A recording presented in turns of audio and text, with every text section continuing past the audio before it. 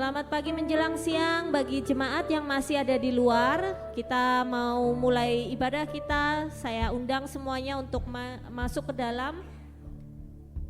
Yang masih di luar, kita undang semuanya untuk bisa masuk ke dalam. Kita akan mulai ibadah kita.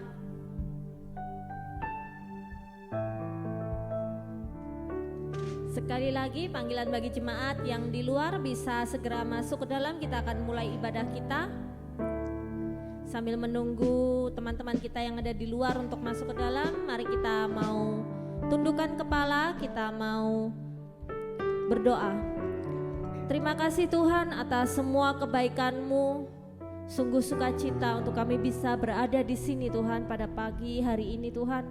Di hari pertama dalam minggu ini, di mana kami mendedikasikan hari ini untuk kemuliaan nama-Mu Yesus. Kami mau mengucap syukur untuk semua yang sudah Engkau berikan penyertaan-Mu selama seminggu kemarin. Dan kami percaya penyertaan-Mu akan selalu mengikuti kami juga dalam seminggu ke depan Tuhan.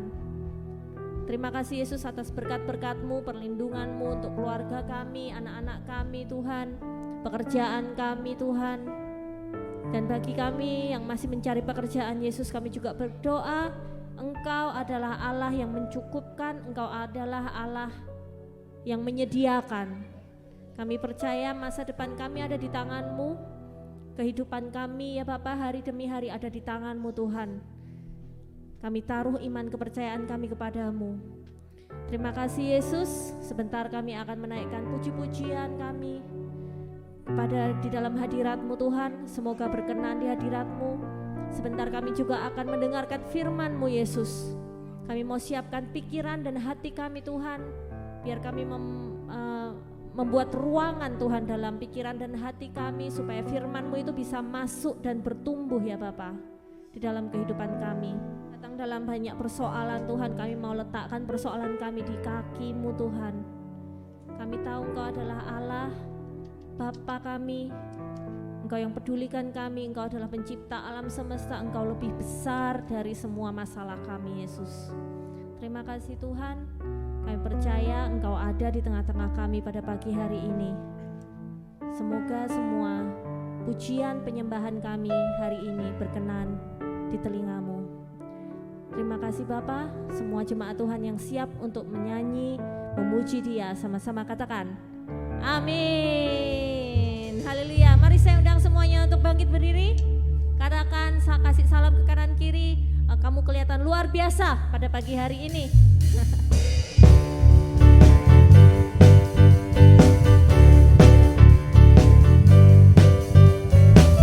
Saya ucapkan selamat datang juga ke Gereja Rock bagi Anda semua.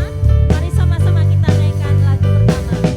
Ku tahu Dia penolongku, darahnya hapus dosaku. Ku yakin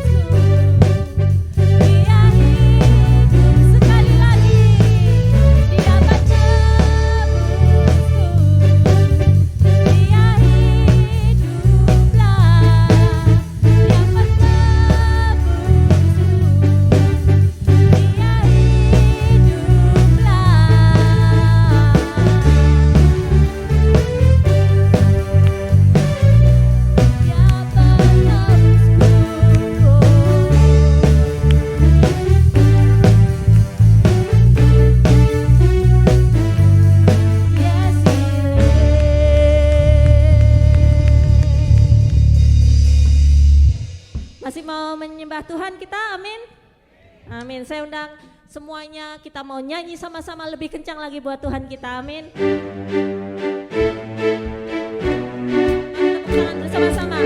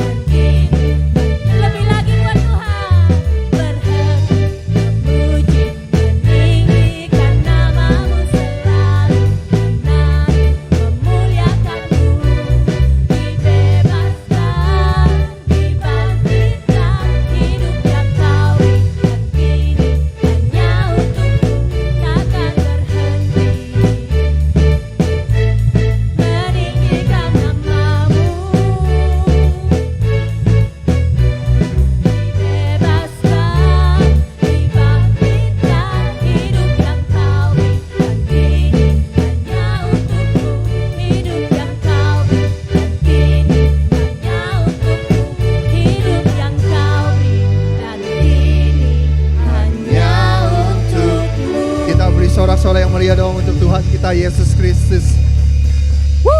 Anda dipersilakan duduk, Anda bisa alihkan perhatian Anda ke layar di depan. Shalom semua warga kerajaan. Tema bulan ini adalah Loving God, mengasihi Tuhan. Mari kita buat pernyataan lebih dahulu. Kita tidak bisa mengasihi Tuhan dengan kekuatan kita sendiri. Dalam surat 1 Yohanes pasal yang keempat disampaikan bahwa God is love. Bukan God has love, God is love. Agape itu adalah satu pribadi. Dan ukurannya adalah saling mengasihi. Kan ini the first and most important commandment. Kasihlah Tuhan Allahmu dengan segenap hati, segenap jiwa, segenap kekuatan, segenap akal budi. Dan perintah kedua yang sederajat sama seperti itu dan merupakan ukurannya adalah kasihlah sesamamu manusia sama seperti engkau mengasihi dirimu sendiri. Orang yang tidak mengasihi dan menerima dirinya sendiri tidak mungkin mengasihi sesama. Dan apalagi mengasihi Tuhan. Dengan jelas 1 Yohanes pasal 4 dikatakan bukan kita yang mengasihi Allah, tapi Allah yang lebih dulu mengasihi kita. Bahkan sebagai bukti dia memberikan yang terbaik dari dirinya. Dia berikan putranya pada kita. Yohanes 3:16 yang sangat terkenal itu. Tapi 1 Yohanes pasal 4 menjelaskan kalau kita mengasihi Tuhan, syaratnya adalah we are born of God. Kita dilahirkan oleh Tuhan, lahir kembali. Tandanya adalah mengasihi sesama saudara. Menjadikan sekali. Kalau kita lihat di YouTube itu bagaimana sesama hamba Tuhan saling menjelekkan, saling menuding sesat, saling menuding lu masuk neraka dan sebagainya. Apa tanda daripada saling mengasihi? Jangan lupa, dalam bahasa Indonesia kasih itu adalah kata kerja, bukan kata benda, ya. Saudaraku, love dan loving tidak bisa dipisahkan. Ya, kalau ada kasih Allah di dalam diri kita seperti Roma pasal 5, Tuhan mencurahkan kasihnya pada kita melalui siapa? Melalui Roh Kudus. Roh Kudus is the spirit of grace and the spirit of the love of God. Karena itu 1 Yohanes pasal 4 membuat kita mengangkat tangan. Tuhan, kami tidak sanggup mengasihi Engkau sebelum Engkau mengasihi kami sendiri. Tanda Tuhan mengasihi kita menerima pemberiannya yang terbesar, yaitu Kristus. Kristus adalah bukti kasih Allah. Dulu ada satu lagu zaman dulu yang bagus ya. Kasih Allahku sungguh telah terbukti. Kasihnya memberikan bukti, bukan kata-kata. Karena itu bersyukurlah kita punya Tuhan yang mengasihi dan memberikan kita kemampuan, empowering grace to love one another, even to love our enemy. Saudara yang kasihan Tuhan, tidak ada kekuatan apapun di dunia ini yang membuat orang mendoakan orang yang menganiaya kita. Dan seperti yang dilakukan Kristus di atas kayu salib, Father, ampuni mereka, mereka tidak tahu apa yang mereka berbuat. Dia menjadi juru syafaat. Kita akan mengasihi orang yang menganiaya kita, dan mereka akan melihat kasih Allah dalam kita. Dan jangan lupa, penjahat di samping Tuhan Yesus matanya terbuka. Dan dia berkata, Tuhan ingat aku kalau engkau masuk dalam kerajaan. Mata terbuka. He is Lord, the Lord. Dia adalah Tuhan. Dan dia juga adalah, saudaraku, juru selamat. Dan bukan cuma itu, dia adalah kasih personified. Kasih yang menjadi satu pribadi. God bless you. Loving God di start dengan menerima kasih Tuhan. Dan tidak mungkin kita mengasihi Tuhan sebelum Tuhan mengasihi kita terlebih dahulu. God is love. God bless you. Amin. God is love. God bless you. Selamat pagi menjelang siang kepada setiap Anda. Apa kabarnya? Luar biasa. Hari ini saya akan ditemani dengan MC yang terkenal di surga dan di bumi, yaitu MC Rian yang akan membantu saya. Puji Tuhan yang terkenal di bumi dan di surga, tidak di neraka ya Bapak Ibu ya. Jangan dong, dalam nama Yesus. Shalom semuanya nih, sehat? Shalom. Nah, saya mau mengucapkan selamat datang dulu Ryan. Buat yang baru pertama kali hadir di sini, kalau kita belum pernah ketemu, nama saya Rosid, ini Ryan, ini Rian. Saya gembala dipercayakan di gereja ini. Kalau ini saya bukan siapa-siapa, yang penting Bapak kenal saya kenal Bapak Ibu. Sudah cukup. Kalau ini pemimpin pujian di tempat ini. But anyway, selamat datang. Kalau Anda baru pertama kali hadir di tempat ini, mereka bisa isi ini nih Rian, nih, connection card. Ya, Anda kembalikan ke salah satu usher kita, nanti akan ditukar dengan hadiah. Ya, kalau yang kemarin-kemarin udah pernah kasih tapi belum pernah dapat bingkisan. Nah, boleh nanti di counter di depan ya Om ya. Om, maaf. Saya manggilnya apa ya biar enak ya? Minggu depan nggak diajak pengumuman lain. Baru sekali udah nulis. Iya, nanti bisa ditukar di counter di depan, nanti ada di situ siapa kayak gitu nanti ya, kita atur ya. Jadi kalau Anda belum punya keluarga rohani, kita berdoa Anda bisa jadikan tempat ini, komunitas ini menjadi keluarga rohani Anda. Ya kan? Rian udah berapa lama datang ke gereja ini? Dari Juli tahun lalu, jadi 1 tahun, tepuk tangan dong buat Tuhan Yesus. Udah 1 tahun ya? 1 tahun. apa yang membuat Rian suka dengan komunitas ini dan juga buat Rian jadiin komunitas ini menjadi keluarga Rian? Oh, pendetanya baik katanya. Puji Tuhan karena pendetanya baik nomor satu. Tuhannya baik nomor satu. Juga karena saya bersyukur karena saya ditempatkan di komunitas Rock Philadelphia Korosit karena orang-orang yang ada di dalam lingkungan Rock Philadelphia ini adalah orang-orang yang satu kesatuan, satu kekeluargaan. Jadi nilai kekeluargaannya kental buat kita yang jauh dari keluarga di Indonesia, di sini benar-benar ngerasa ditempatkan seperti keluarga, layaknya keluarga sendiri. So, namanya kita kan di gereja keluarga dalam Tuhan. So, di sini benar-benar merasakan keluarga dalam Tuhan. Jadi walaupun misalkan kita tidak besar, tapi ya disitulah kita bisa berkembang gitu ya. Puji Tuhan. Puji Tuhan. Ya. Kalau saya besar. Selipin dikit. Ya, enak. Bapak Ibu di depan nanti juga kita punya banyak kartu seperti prayer. Kalau Anda punya prayer request, Anda bisa mengisinya. Rian, prayernya ada prayer request? Ada. Ya cukup saya dan Tuhan lah yang Oke, tahu. siap. Tahu semuanya. Bagus sih kalau tahu semua didoain ya. Jadi ada prayer request. Prayer request, terus kita juga ada kartu seperti ini Rian. Jadi ini Oke. memudahkan kita untuk mengundang orang ke gereja karena semuanya informasi sudah ada di sini. Dan ini bisa dimasukkan ke dalam dompet atau tas. Ini artinya kecil tapi besar manfaatnya ya. Oh iya, kecil tapi berdampaknya besar, ya kan? Jadi dimasukin ke tas, Anda silakan di meja itu ada beberapa, Anda ambil aja 5, 10 asal jangan dibuang-buang. Soalnya Jadi- ini enak nih dibuat Iya, tatakan jadi gelas, gitu. benar. Jadi jangan dibuang. Jangan dong. Jadi misalkan Bapak Ibu Saudara misalnya kita lagi di tempat kerja atau kemana, kita sharing tentang kebesaran Tuhan, kasih ini. Kita ketemuan ya hari Minggu ya. Iya. Ini adalah trik membesarkan kerajaan Tuhan. Amin, Ada amin. Amin. Puji Tuhan. Tadinya saya kepikiran gini Rian. Taruh foto pernah saya? nggak- Benar juga ya, taruh fotonya Rian. Kayak itu loh, kayak kalau kita ke bubble tea itu dicetekin 1, dicetekin 2. Oh, Jadi jadi- berapa jiwa kita yang udah ini ya. Kalau udah 10 ditukar jadi apa gitu. Tukar jadi apa? Jangan ya. Jangan, nanti motivasinya untuk itu jadinya. Oke. But anyway, yang terakhir, last but not least, kalau Anda melihat rock social media kita, baik Instagram maupun Facebook, Juga YouTube. mulai minggu lalu YouTube ya, mulai minggu lalu Rian yang memanage Instagram kita, saudara. Jadi Anda kalau yang belum nge-like social media kita, apa? Ya, jadi kita punya social media Rock Philadelphia ada di Instagram, ada di Facebook, juga kita punya YouTube yang kita sama-sama percaya kalau misalnya kita kan ada suka berhalangan datang ke gereja gitu ya. Jadi tidak lagi menutup kemungkinan kita tidak mengikuti series dari ibadah kita setiap minggu Iya. dengan menonton YouTube. Jangan lupa like, subscribe dan juga Mantap. Nyalakan Rian social medianya followernya berapa juta? saya enggak cuma 8.000. Siap. Beli 5.000-nya beli.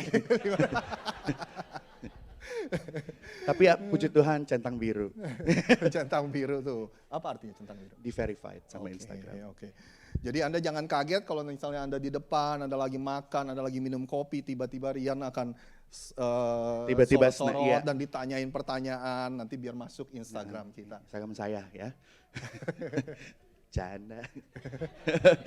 Bapak Ibu tegang banget nih Korosit. Kita mesti tepuk tangan dulu dong buat Tuhan Yesus yang kasih kita happy hari ini, puji Tuhan. Puji Tuhan. Ya udah, jadi itu aja pengumuman. Thank you Rian, beri tepuk tangan untuk Rian dong. Thank you. Sebentar kita akan memberikan persembahan, kita juga akan melakukan perjamuan kudus. Seperti janji saya minggu kemarin, Evelyn akan berdoa. Kali ini Evelyn yang ini akan berdoa untuk persembahan kita. Come on Evelyn, come on. Mari kita bersatu di dalam doa. Terima kasih Bapa, terima kasih Yesus, terima kasih Roh Kudus. Engkau telah mengumpulkan kami di tempat ini Tuhan, bersama Tuhan. Kami percaya Tuhan ini bukan suatu kebetulan ya Bapa. Ini semua karena kasih karunia-Mu ya Tuhan, karena kebaikan-Mu ya Tuhan yang gak pernah habis ya Tuhan di dalam hidup kami ya Bapa.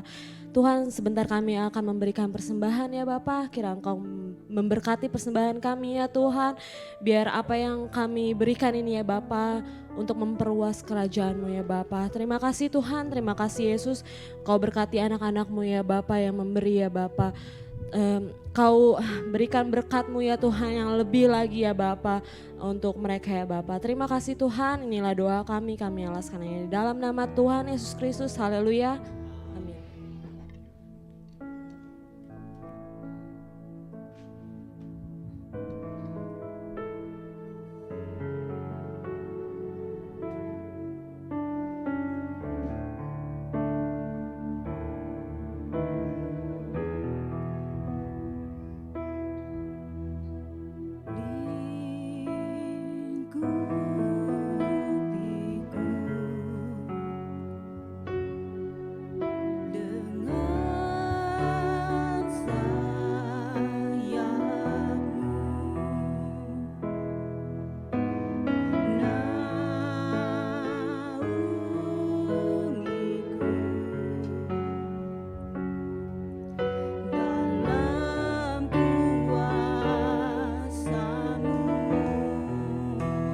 Sekali lagi katakan,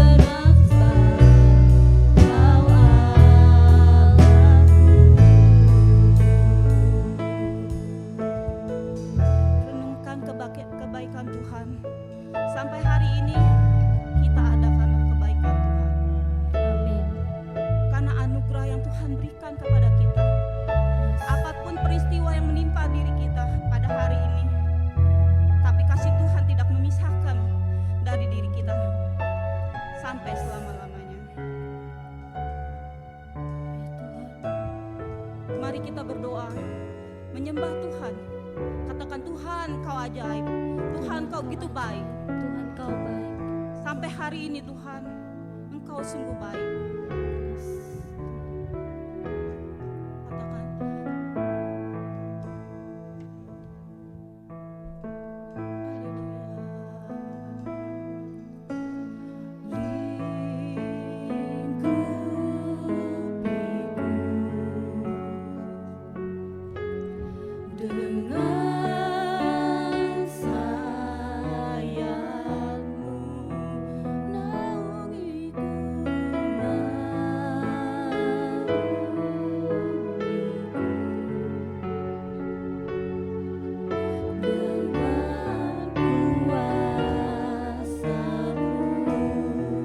Katakan,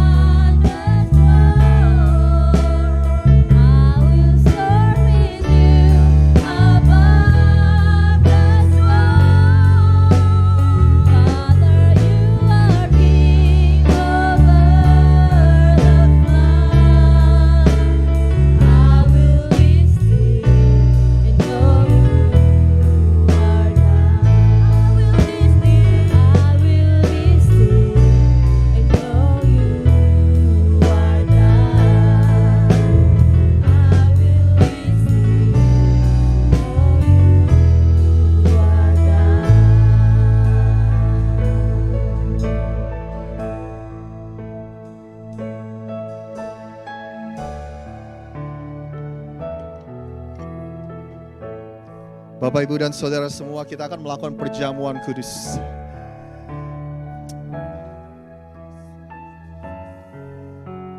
Hari ini saya mau bilang, terkadang kita nggak menyadari bahwa apa yang kita lakukan sebentar lagi ini sangat berarti buat kita semua, saudara. Mungkin di zaman sekarang perjamuan kudus adalah sesuatu yang kita lakukan seminggu sekali, sebulan sekali di gereja.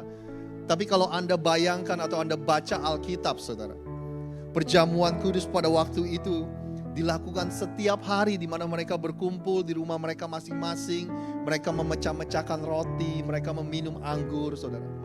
Dan ini sesuatu yang sangat luar biasa sekali. Karena Yesus bilang gini, makanlah tubuhku, minumlah darahku, dan aku di dalammu, dan engkau di dalam aku, saudara.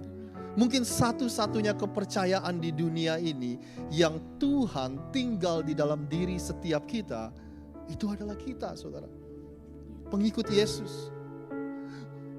Roh yang sama yang membangkitkan Yesus dari kematian itu hidup di dalam setiap kita semua. Amin. Kalau saja kita menyadari itu, setiap hari, setiap saat dalam hidup kita, wow.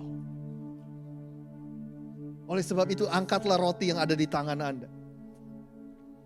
Yang adalah tubuh Kristus. Sebab apa yang telah kuteruskan kepadamu telah aku terima dari Tuhan. Yaitu bahwa Tuhan Yesus pada malam waktu ia diserahkan, ia mengambil roti. Dan sesudah itu ia mengucap syukur atasnya. Ia memecah-mecahkannya dan berkata, inilah tubuhku yang diserahkan bagi kamu. Perbuatlah ini menjadi peringatan akan aku. Bapak, Ibu, dan Saudara semua, gereja Tuhan di tempat ini, kalau Anda percaya bahwa roti yang di tangan Anda ini adalah tubuh Kristus, yang dia korbankan di atas kayu salib untuk membayar dosa dunia ini, termasuk dosa Anda dan dosa saya. Kalau Anda percaya itu, Anda boleh memakannya di dalam nama Bapa, Putra, dan Roh Kudus, di dalam nama Tuhan Yesus.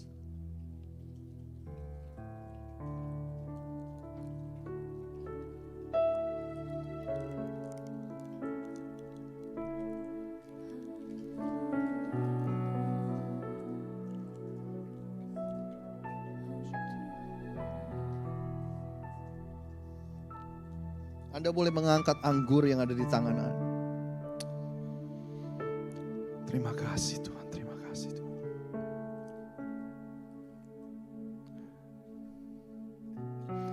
Demikian juga ia mengambil cawan sesudah makan lalu berkata, cawan ini adalah perjanjian yang baru yang dimateraikan oleh darahku.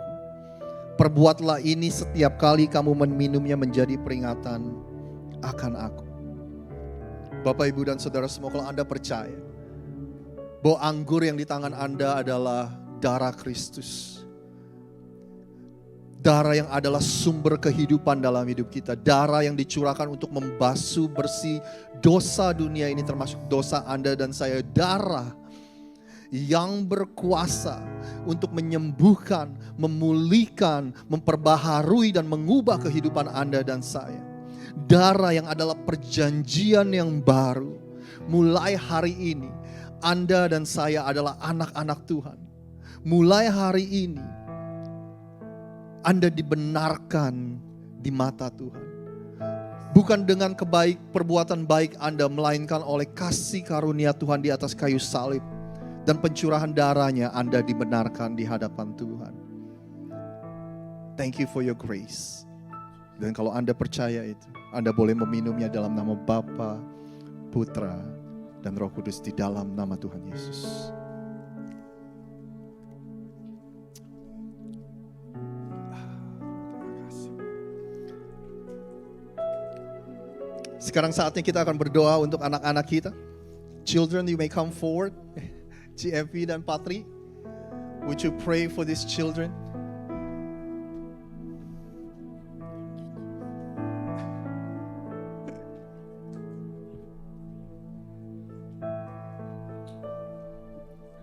Mari kita angkat tangan, arahkan kepada anak-anak. Saudara sepakat dengan saya. Tuhan, kami mengucap syukur buat kebaikan-Mu. Untuk hari ini Tuhan izinkan kami di tempat ini. Tuhan, kami sepakat semua yang jemaat yang ada di sini berdoa untuk anak-anak. Tuhan, ini anak-anak yang Tuhan titipkan buat kami untuk gereja ini. Kami minta Tuhan ada campur tangan Tuhan dalam hidup mereka. Tuhan, masa depan mereka indah, gemilang, berhasil dan beruntung. Langkah mereka ke depan Tuhan yang sudah atur. Tidak ada halangan apapun, kesakitan, malapetaka apapun, Tuhan sudah atur. Pagar tembok yang berapi melingkupi hidup mereka. Tuhan, mereka jadi anak pintar di sekolah mereka. Jenius 10 kali lipat hikmat dari Daniel. Tuhan akan tempatkan mereka di tempat yang Tuhan sudah tentukan. Hidup mereka akan berhasil Tuhan. Apapun yang mereka rindukan untuk masa depan mereka, mereka akan raih Tuhan. Tuhan, hidup mereka ada dalam kuasa Tuhan. Kami percaya mereka, sukacita mereka Tuhan overflowing. Tuhan, kami juga berdoa untuk papa mama mereka dalam pekerjaan, rumah tangga Bapa, untuk mendidik anak-anak untuk hidup takut akan Tuhan. Tuhan, kami mengucap syukur juga melalui hidup mereka dimanapun mereka berada. Mereka, setiap anak-anak yang ada di sekeliling mereka akan lihat ada Tuhan dalam hidup mereka. Terima kasih Bapa, kami minta jaminan mereka sampai garis akhir Tuhan. Hidup mereka akan Tuhan bawa terus naik dan naik. Terima kasih Bapa, terima kasih. Kami serahkan semua ke dalam tangan-Mu Bapa. Melalui gereja ini, anak-anak ini akan terus beritakan firman kebaikan-Mu, kebaikan Tuhan dalam hidup mereka, sehingga menarik setiap anak-anak juga untuk kenal Tuhan. Terima kasih Bapa untuk keselamatan yang sudah mereka terima. Juga Bapa, hamba berdoa Bapa, mulai development mereka dari sejak kecil dalam kandungan sampai sekarang, sampai mereka tumbuh Bapa, semua tidak ada apapun Tuhan, tapi mereka tumbuh sehat di dalam nama Yesus. Terima kasih, hamba serahkan semua ke dalam tangan-Mu di dalam nama Yesus. Haleluya. Let's go kids, go to your classes, follow your teacher. Sebelum Anda duduk, boleh Anda berdoa bersama dengan saya sekali lagi. Tuhan, dalam beberapa menit ke depan kami buka hati kami ingin punya hati yang menerima. Kami percaya firman Tuhan berkuasa untuk mengubah kehidupan kami. Oleh sebab itu, berbicaralah kepada kami semua. Terima kasih Tuhan, di dalam nama Tuhan Yesus kami sudah berdoa. Yang percaya sama-sama katakan amin. Anda dipersilakan duduk.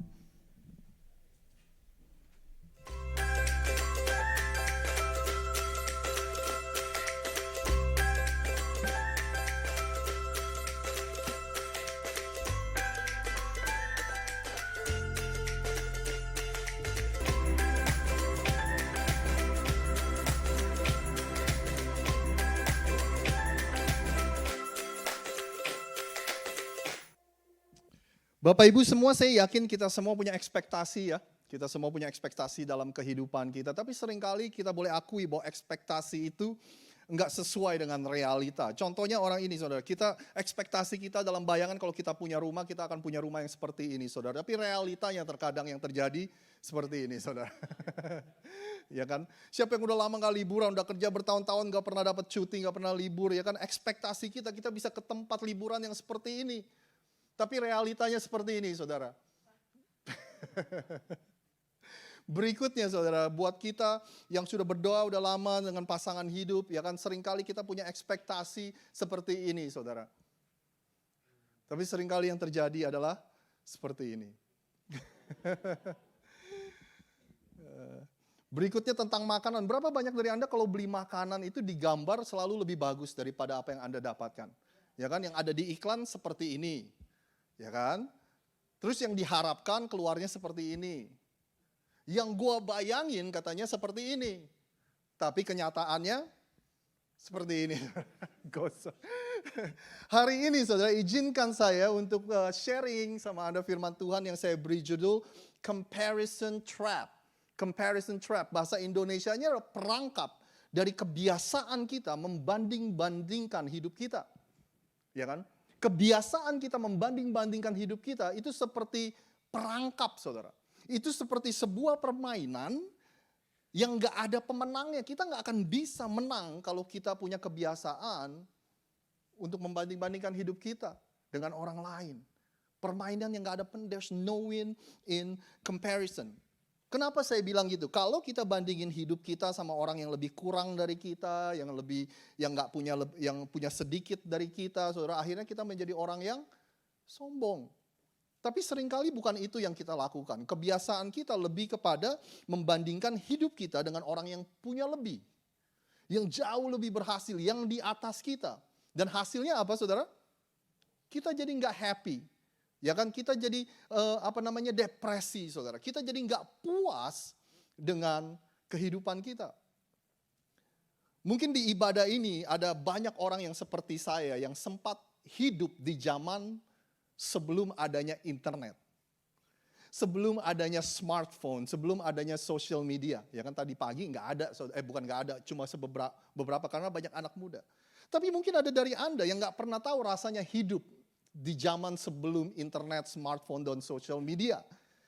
Kalau dulu kita mau membandingkan hidup kita dengan orang lain, itu agak susah, saudara. Kenapa? Karena kita mesti kenal sama orang itu. Kita harus ngobrol sama orang itu. Kita harus pergi ke rumah orang itu untuk tahu, rumahnya gede ya. Rumahnya bagus ya. Tapi di zaman sekarang kita nggak perlu ke rumah mereka. Bahkan kita nggak perlu kenal untuk ngintipin hidup orang lain. Anda setuju? Ya kan? Kita duduk di apartemen kita yang sempit. Ya kan? Udah nggak jelas baunya apa. Ini bau apa ya di apartemen gua ya. Ya kan? Kita main telepon. Dia baru beli rumah baru loh. Dia tinggal di gedung apartemen yang bagus loh. Ya kan? Setiap hari kita pergi kerja, kita dijemput pagi-pagi. Kalau enggak kita naik Septa bus, saudara. Duduk di Septa bus, kita sambil lihat-lihat telepon kita. Kok dia liburan lagi sih? Ya kan? Ini lagi di Jepang nih, bulan lalu dia ada di Eropa. Kerja apaan nih orang, saudara? Zaman sekarang sangat mudah buat kita untuk membandingkan hidup kita dengan orang lain karena ini, saudara. Ya kan? Belum lagi malam-malam kita buka kulkas, kita mau makan, makan malam apa ya? Kita lihat, ada makanan sisa kemarin. Kita ambil, kita masukin microwave, kita pencet 2 menit. Sambil nungguin 2 menit kita main handphone, saudara. Gila, kok dia keluar makan lagi sih? Ya kan, malam ini makan steak, bukannya kemarin dia baru makan sushi. Ya kan, begitu makanan kita udah anget, kita lihat makanan kita udah gak nafsu lagi, saudara. Enakan yang digambar.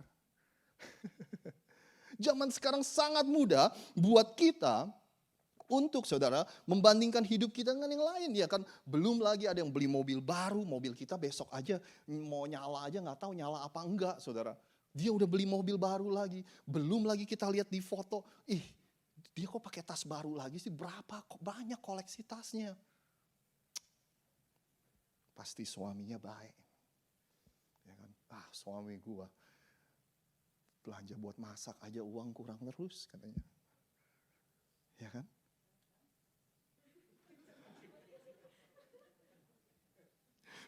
Suami lagi yang kena, saudara. Gantian istri deh. Ya kan? Kita lihat, tuh istri dia tuh. Kalau suami pulang kerja, begitu masuk rumah disambut dengan senyuman.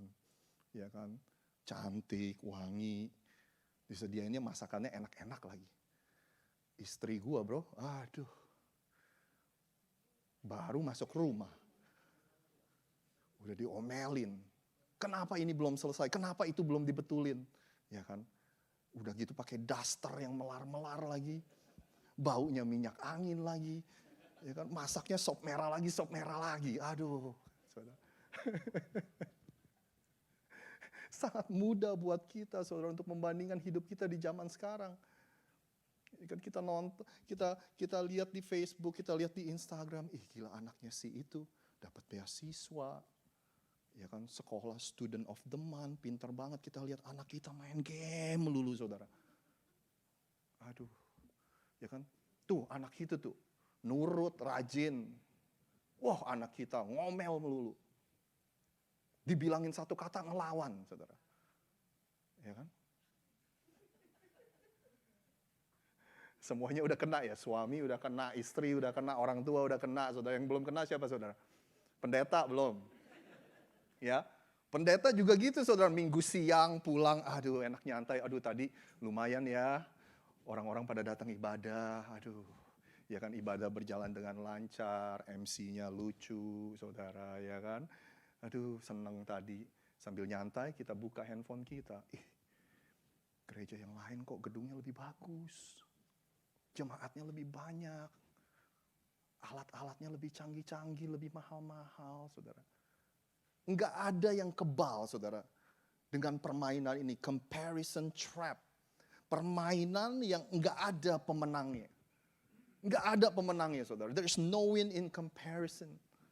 Ya kan? Tapi jangan khawatir, hari ini khotbahnya bukan tentang Anda harus hapus sosial media Anda, bukan itu, saudara. Tapi saudara, menciptakan sebuah kesadaran, create an awareness betapa bahayanya kehidupan yang seperti ini. Betapa enggak sehatnya, orang bilang zaman sekarang, betapa toksiknya hidup yang seperti ini, membiasakan kebiasaan membanding-bandingkan hidup kita dengan orang lain, saudara. Ada ide besar yang saya ingin perkenalkan kepada Anda hari ini. Ini, saudara. Comparison kills our perspective. Kebiasaan membanding-bandingkan, saya sengaja pakai kata yang strong, pakai kata yang keras. Kebiasaan membanding-bandingkan itu membunuh perspektif kita atau sudut pandang kita.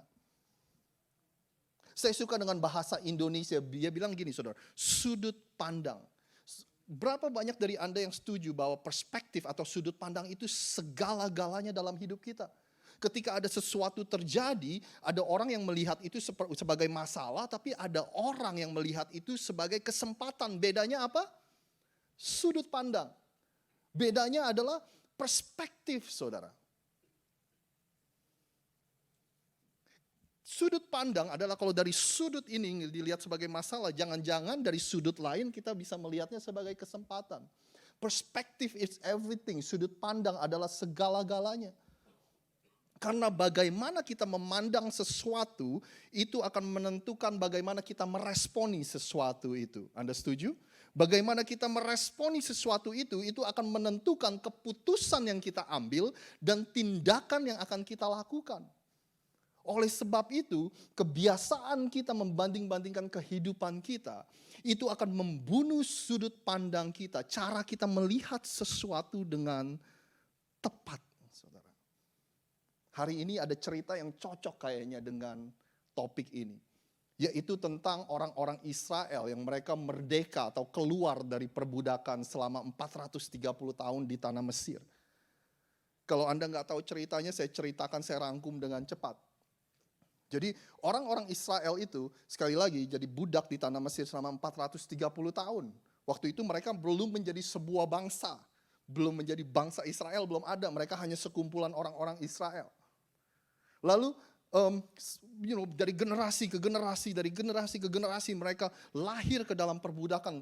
Terus Alkitab bilang gini, Tuhan mendengar tangisan mereka sampai ke kupingnya Tuhan. Lalu dia memilih siapa, saudara? Memilih Musa untuk memimpin orang-orang ini keluar dari perbudakan. Musa datengin ke Raja Firaun yang pada waktu itu Raja Mesir. Kalau Anda pernah dengar tentang 10 tulah atau enggak Laut Merah terbelah, ini adalah bagian dari cerita ini. Singkat cerita, Musa memimpin beberapa juta orang Israel keluar dari Mesir, saudara, yang pada akhirnya sekelompok orang ini menjadi bangsa Israel. Ya kan? Jadi Musa pimpin mereka keluar untuk menuju sebuah tempat yang namanya Tanah Perjanjian. Tapi waktu itu ketika mereka dalam perjalanan, mereka muter-muter di padang gurun, saudara. Ya kan? Sebelum mereka sampai ke Tanah Perjanjian, tapi itu pun penyertaan Tuhan tuh sempurna dalam hidup mereka. Dalam hidup orang-orang itu. Itu pun penyediaan Tuhan, God's provision, itu sempurna dalam hidup mereka. Salah satunya adalah mereka nggak usah pusing soal makan, saudara. Roti itu turun sendiri dari surga, dari langit turun. Bayangin, Anda bangun pagi mau breakfast tuh roti turun dari langit. Waktunya makan siang roti turun dari langit. Waktunya makan malam roti turun dari langit, sudah. Tapi namanya manusia, lama-lama mereka mulai mengeluh. Nah ini saya bacain ceritanya, saudara. Orang-orang mulai mengeluh. Di kitab Bilangan, saya pakai bahasa Indonesia masa kini. Dalam perjalanan orang-orang Israel itu ada juga orang-orang asing yang ikut. Mereka itu ingin sekali makan daging. Dan orang Israel juga mulai mengeluh. Kata mereka, coba ada daging untuk kita. Terus dia bilang gini, kita teringat pada ikan yang kita makan dengan cuma-cuma di mana? Di Mesir. Pada mentimun kita ingat nih, ada mentimun, ada semangka, ada prei, ada bawang merah, ada bawang putih. Sekarang kita kehabisan tenaga karena nggak ada makanan selain mana saja yang kita lihat. Mana itu adalah roti yang turun dari langit itu yang disediakan oleh Tuhan, saudara. Ya kan? Mereka nggak punya perspektif, saudara. Padahal roti itu turun, mereka nggak usah kerja, ya kan? Dan roti itu, by the way, Anda nggak bisa simpen. Anda simpen, rusak. Tuhan cuma mau bilangin, gak usah disimpan-simpan. Besok akan turun lagi. Besok saya akan sediain lagi. Itu adalah gambaran, saudara, kalau Anda hari ini, Anda mempertanyakan apakah Tuhan akan memenuhi kebutuhan Anda. Itu cara Tuhan bilang kepada Anda. Jangan khawatir akan hari esok. Makanya Yesus bilang apa? Berikanlah kami pada hari ini makanan yang secukupnya. Bahasa Inggrisnya, give us today our daily bread. Berikan kepada kami setiap hari roti itu. Yesus sedang ngomongin tentang peristiwa itu. Ya kan? Tapi yang mereka lakukan adalah, mereka mulai membandingkan, there you go. Mereka mulai main game itu. Membandingkan situasi mereka yang sekarang dengan situasi mereka yang lalu. Ya kan? Mereka bilang gini, dulu tuh di Mesir enak banget. Sekarang kita cuma makan roti. Ya kan? Pagi, siang, malam makan roti terus. Mereka lupa, saudara. Mereka itu siapa dulu di Mesir. Mereka lupa status mereka itu seperti apa di Mesir. Mereka itu budak, saudara. Disuruh kerja kayak robot, disuruh kerja kayak mesin. Budak itu gak punya hidup. Gak punya kehidupan, budak itu gak punya masa depan, saudara. Bukan cuma mereka aja gak punya masa depan. Anak-anak mereka, cucu-cucu mereka gak punya masa depan. Mereka lahir ke dalam perbudakan. Mereka lupa siapa mereka. Mereka lupa sekarang ini mereka siapa. Mereka udah merdeka, mereka udah lepas dari perbudakan. Sekarang mereka bisa punya yang namanya kehidupan. Bisa mikirin masa depan. Anak-anak dan keturunan mereka bisa punya masa depan. Dan mereka lupa, saudara, mereka bukan budak lagi, mereka adalah orang-orang pilihannya Tuhan, mereka adalah anak-anaknya Tuhan. Tapi yang mereka bilang enakan dulu di Mesir. Bukankah itu yang terjadi? Comparison kills our perspective. Kebiasaan kita membanding-bandingkan itu membunuh sudut pandang kita. Itu membuat cara kita melihat sesuatu itu jadi rusak, saudara. Jadi terbalik-terbalik. Ya kan? Jadi twisted, distorted. Bingung kita, semuanya terbolak-terbalik, saudara. Yang buruk kita bilang baik, yang baik kita bilang buruk. Berkat dipikir kutuk, kutuk dipikir berkat. Yang jadi budak pengen merdeka, mereka udah merdeka pengen jadi budak lagi. Ya kan? Itu mereka, kalau kita yang belum menikah pengen menikah. Yang udah menikah, aduh kenapa dulu gue nikah cepet-cepet. Gue udah gak bisa bebas lagi. Ini di sini gak ada. Di Indonesia pengennya ke Amerika. Udah nyampe Amerika, pengen pulang. Di sini gak ada kan ya, cuma Anda tahu semua, saudara.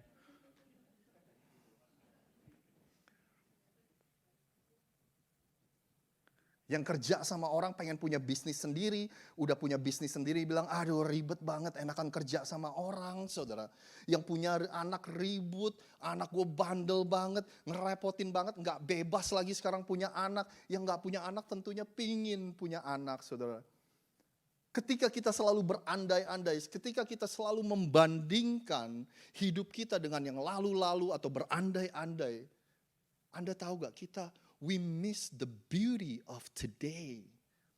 Kita kehilangan keindahan akan hari ini, saudara. Anda kehilangan sukacita akan apa yang ada di depan Anda. Karena selalu berandai-andai tentang kemarin, tentang masa depan, yang ada di depan itu kelewatan. Kita lewat kesempatan yang kita punya, yang ada di sekeliling kita hari ini. Karena kebiasaan kita membanding-bandingkan akan membuat kita nggak bisa lagi melihat hal-hal yang baik yang ada di depan mata kita hari ini.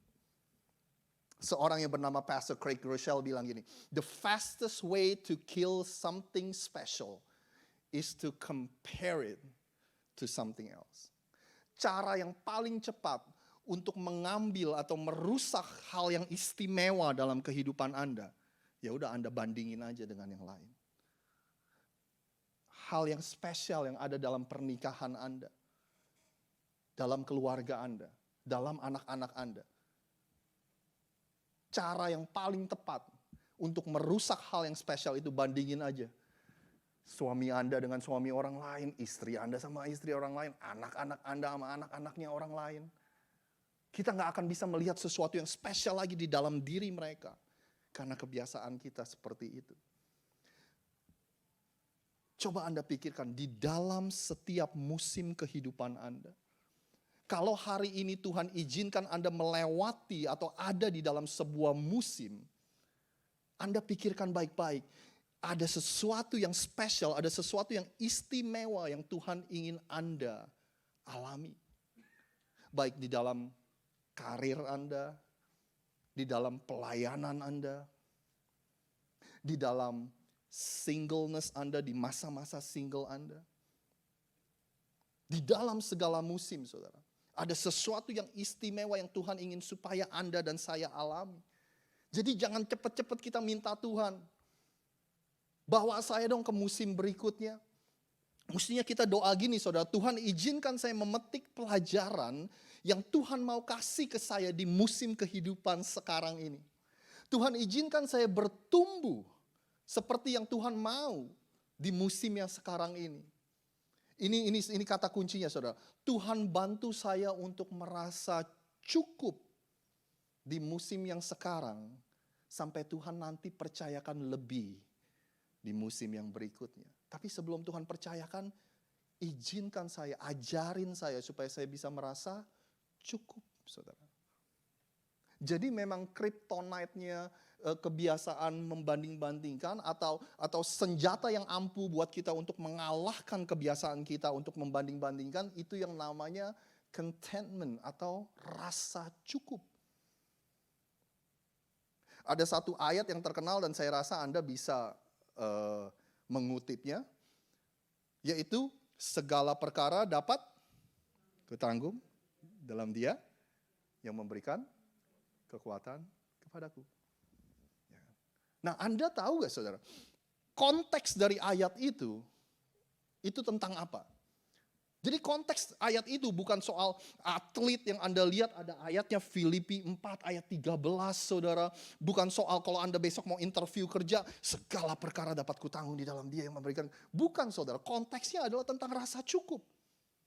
Contentment.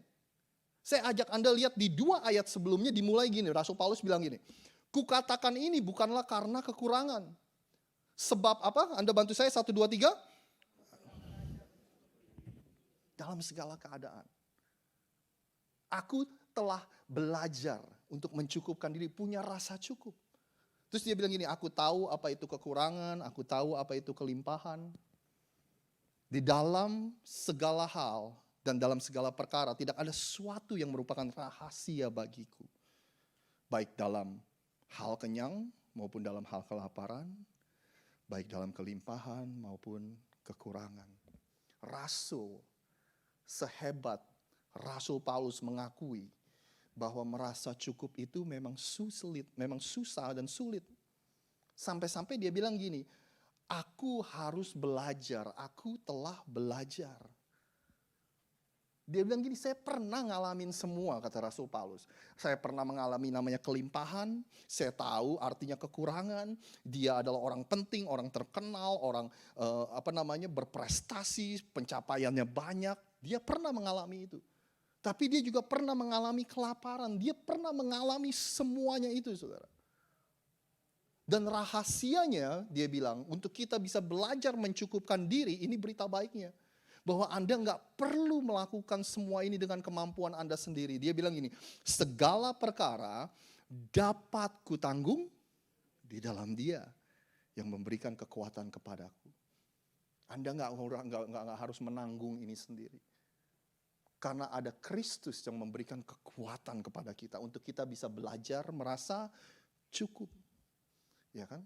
Rasul Paulus ngerti kok keadaan dunia kita hari ini. Di sekeliling kita lihat selalu ada orang yang punya lebih. Ya kan? Jadi makanya susah banget buat kita hari ini untuk merasa cukup. Ya kan, ada yang lebih pinter, ada lebih kaya, lebih cantik, lebih terkenal, lebih apa lagi saudara? Lebih kurus, selalu ada saudara. Ya kan? Lebih bertalenta, ada yang lebih banyak followers Instagramnya saudara. Kira-kira bisa gak sih kita merasa cukup di dunia yang kita hidupi sekarang ini? Bisa gak ya? Paulus bilang bisa karena segala perkara dapat engkau tanggung di dalam Dia, Tuhan kita Kristus, yang memberikan kekuatan kepada kita, saudara. Ada anak muda yang dimentorin sama Rasul Paulus, namanya Timothy. Rasul Paulus kasih dia perspektif yang baru,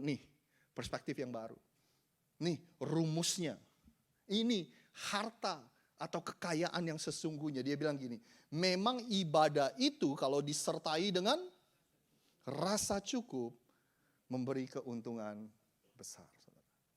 Bahasa Inggrisnya godliness with contentment is a true wealth. Kekayaan yang sesungguhnya.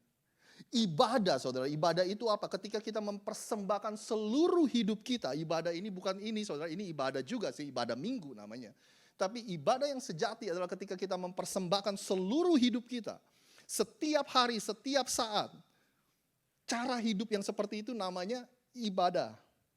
Iya kan? Dengan contentment, dengan rasa cukup tentang siapa diri kita, rasa cukup dengan apa yang kita punya, tujuan hidup kita.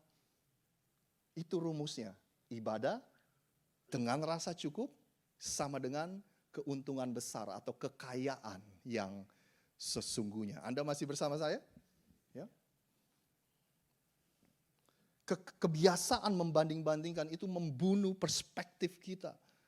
Tapi rasa syukur dan rasa cukup itu akan menyelaraskan perspektif kita. Comparison kill our perspective, but contentment aligns our perspective. Rasa cukup itu menyelaraskan kita, sudut pandang kita dengan siapa atau dengan apa? Dengan kehendaknya Tuhan, saudara. Kebiasaan membanding-bandingkan akan membunuh sudut pandang kita. Tapi bersyukur dan merasa cukup itu akan menyelaraskan sudut pandang kita. Dengan sudut pandangnya Tuhan. Di 1 Tesalonika 5 dikatakan gini. Bersukacitalah senantiasa. Tetaplah berdoa. Mengucap syukurlah dalam segala hal. Sebab itulah yang dikehendaki Allah di dalam Kristus Yesus bagi kamu. Dengan kata lain, hidup dengan rasa cukup. Enggak banding-bandingin hidup kita sama orang lain. Tapi mengucap syukur dalam segala hal. Itulah yang namanya hidup di dalam kehendaknya Tuhan. Saudara. Seringkali kita bingung kalau kita jadi orang Kristen kan kehendak Tuhan itu apa sih dalam hidup saya? Ya kan? Saya jadi dokter, apa jadi bisnismen? Saya jadi pengacara, apa jadi pendeta, saudara? Saya jadi pembalap, atau jadi koki, saudara? Kita bingung kehendak Tuhan untuk kita tuh apa? Tuhan bilang gini, kalau kamu belum tahu, kalau kamu ribet, kita mulai dari ini dulu. Bersukacita, berdoa, dan mengucap syukur. Dan merasa cukup, mengucap syukur dalam segala hal. Karena melakukan ketiga hal itu, Anda dan saya sudah hidup di dalam kehendaknya Tuhan, saudara. Hidup dalam kehendaknya Tuhan artinya kita bisa melihat dari sudut pandang Tuhan. Kita bisa melihat apa yang Tuhan lihat. Kita bisa mengasihi apa yang Tuhan kasihi. Kita bisa melakukan apa yang Tuhan ingin kita lakukan. Where contentment begins, comparison ends. Inilah senjatanya. Ketika rasa cukup itu hadir dalam hidup Anda dan saya, kebiasaan membanding-bandingkan akan pergi. ketika rasa cukup itu hadir, kebiasaan membanding-bandingkan akan pergi. Hari ini Anda dan saya belajar apa? Kebiasaan kita suka membanding-bandingkan hidup kita. Itu ibaratnya permainan yang Anda dan saya nggak akan bisa menang. Karena kebiasaan kita membanding-bandingkan hidup kita, itu akan merusak, itu akan membunuh sudut pandang kita, saudara. Tentang Tuhan, tentang hidup ini, tentang hidup kita, semuanya jadi distorted, jadi rusak, saudara. Kita nggak bisa melihat dengan tepat. Penangkalnya, untuk mengalahkan kebiasaan suka membanding-bandingkan adalah belajar untuk merasa cukup dan bersyukur dalam keadaan kita. Karena ketika kita merasa cukup dan mengucap syukur, kita hidup dalam kehendak Allah. Sebelum kita berdoa, sebelum kita akhiri ibadah ini, saya mau tinggalkan Anda dengan 2 pertanyaan. Anda bawa pulang 2 pertanyaan ini. Pertanyaan yang pertama, para orang tua di tempat ini, kepada siapakah orang tua membanding-bandingkan anaknya? Anda punya anak, saya punya anak, kita sebagai orang tua, kepada siapa nih kita bandingin anak kita? Buat Anda yang nggak tahu rasanya jadi orang tua, mungkin Anda waktu kecil Anda pernah dibanding-bandingin. Kenapa sih lu nggak kayak koko lu? Kenapa sih lu nggak pintar kayak cici lu, kayak adik lu? Ya kan? Kenapa sih lu nggak pintar kayak anak temannya mama tuh atau temannya papa tuh? Mungkin Anda pernah dibanding-bandingin. Waktu Melody umur 3 tahun, anak saya sekarang umur 10 tahun. Saudara, anak perempuan saya. Waktu dia umur 3 tahun, saya yang antar jemput sekolah, sampai sekarang juga masih sih. Jadi waktu dia ada di pre-K, Indonesia mungkin namanya playgroup gitu ya. Kalau saya jemput, saya sering kasih dia main sebentar sama teman-temannya, saudara. Nah waktu dia main sama teman-temannya, saya bisa tuh kayak melihat kepribadian dari teman-temannya yang berbeda-beda. Ya kan, pasti selalu ada aja satu gitu yang punya kepribadian apa ya, yang punya karunia kepemimpinan lah gitu ya, saudara ya. Apa maksudnya dia yang ngatur, itu pasti ada aja salah satu anak itu. Semua anak-anak dengerin anak ini karena dia punya kayak natural born leaders type of personality, ya kan? Orang-orang dengar dia bilang apa pada ngikutin. Anda mau tahu waktu saya lihat itu saya bilang gini dalam hati saya, kenapa ya Melody nggak bisa kayak gitu? Kenapa ya Melody nggak bisa punya karunia? Aduh, andai aja Melody punya karunia yang seperti itu. Saya mau tanya sama Anda boleh jawab jujur, saya nggak akan tersinggung, saudara. Kalau Anda dengar gitu, Anda mikir yang error itu bapaknya apa anaknya, saudara? Iya, cepet banget jawabnya. Ya. Jadi tersinggung jadinya kalau cepet, bagi orang mikir dulu sebentar, saudara. Kalau Anda lihat ada orang tua yang seperti itu, yang error itu orang tuanya apa anaknya, pasti kita bilang orang tuanya karena orang tua yang baik nggak pernah membanding-bandingkan anaknya. Anda setuju? Ya kan? Kalau Anda setuju bahwa orang tua yang baik, kepada siapakah kita membandingkan anak-anak kita? The answer is nobody. Enggak kepada siapa-siapa. Kalau gitu pertanyaan kedua untuk Anda, kepada siapakah Bapa Surgawi membandingkan anak-anaknya? Kalau Tuhan adalah Bapa Surgawi kita yang sempurna dan Anda semua, kita semua adalah anak-anaknya. Kira-kira Tuhan ngebandingin kita dengan satu dengan yang lain enggak, saudara? Pastor Rosid kenapa sih enggak seperti kayak Pastor Bobby? Lebih senyum, lebih ramah, pendengar yang lebih baik, lebih perhatian, saudara. Ya kan? Kenapa sih bugemnya gereja rock itu enggak seperti bugem-bugem gereja lain, saudara? Ya. Kenapa sih nyanyinya nggak bisa kayak Rian gitu loh, yang melekuk-melekuk gitu.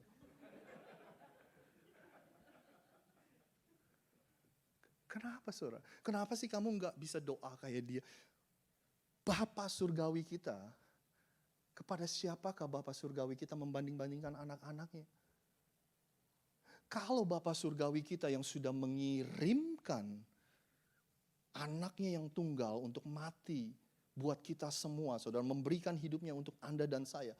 Kalau dia aja nggak membandingkan anak-anaknya, Sekali lagi pertanyaan, kenapa Anda dan saya masih suka membanding-bandingkan hidup kita dengan orang lain? Kenapa? Oleh sebab itu pulanglah. Go home. Love the life that you have, not the one that you wish to have. Love the life that you have, not the life that you wish to have, saudara. Cintailah kehidupan Anda. Bukan mencintai kehidupan yang Anda harap-harapkan, yang Anda berandai-andai suatu hari akan terjadi. Love the life that you have, bukan kehidupan yang Anda harapkan suatu hari nanti akan terjadi. Cintailah keluarga yang Anda punya. Bukan keluarga imajinasi Anda yang suatu hari keluarga Anda akan perfect, akan sempurna seperti ini. Cintailah keluarga Anda yang sekarang. Cintailah suami, istri, anak-anak Anda yang sekarang. Love the job that you have, not the job that you wish to have. Cintailah pekerjaan yang Anda punya. Bukan pekerjaan yang Anda harap-harapkan suatu hari akan terjadi. Apakah ini semua membantu Anda, saudara? So go home. Love the life that you have, not the one that you wish to have. Boleh saya undang semua untuk bangkit berdiri. Kita akan tutup ibadah kita.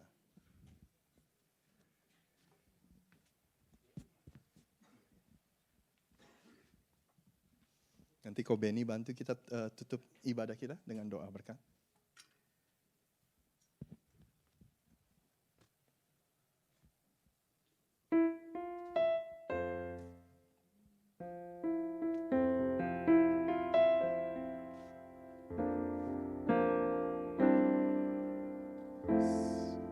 Segala perkara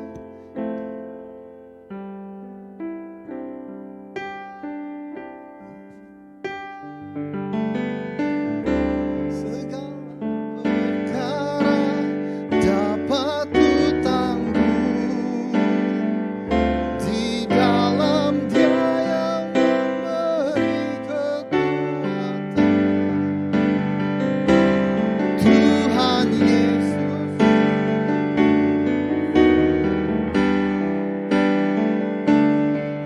tetap percaya Tuhan setia. Segala perkara dapat kutanggung di dalam Dia yang memberi kekuatan. Tuhan Yesus tolong dan sahabat. Tetap percaya Tuhan setia. Sekali lagi segala perkara dapat kutanggung di dalam Dia yang memberi kekuatan. Tuhan Yesus penolong dan sahabat. Tetap percaya Tuhan setia. Sekali lagi jemaat katakan segala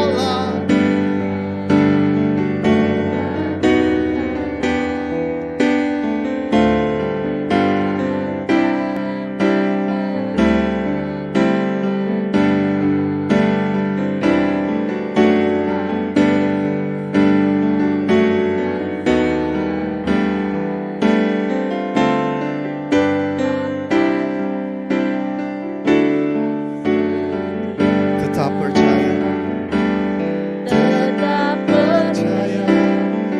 Tuhan setia. Tetap percaya Tuhan setia. Terima kasih Tuhan, terima kasih Tuhan. Silakan Ko Ben. Yuk mari kita angkat tangan kita. Kami ucap syukur ya Tuhan, ya Bapa, karena kami punya Bapa yang setia. Sebentar kami akan pulang, kami percaya berkat kasih karunia yang berlimpah-limpah dari Bapa di surga. Cinta kasih daripada anakmu yang tunggal Yesus Kristus. Serta persekutuan yang manis dengan Roh Kudus menyertai setiap kami. Mulai saat ini sampai selama-lamanya. Mari kita yang percaya, kita pulang, kita sama-sama katakan. Amin. Tuhan Yesus memberkati. Happy Sunday semuanya.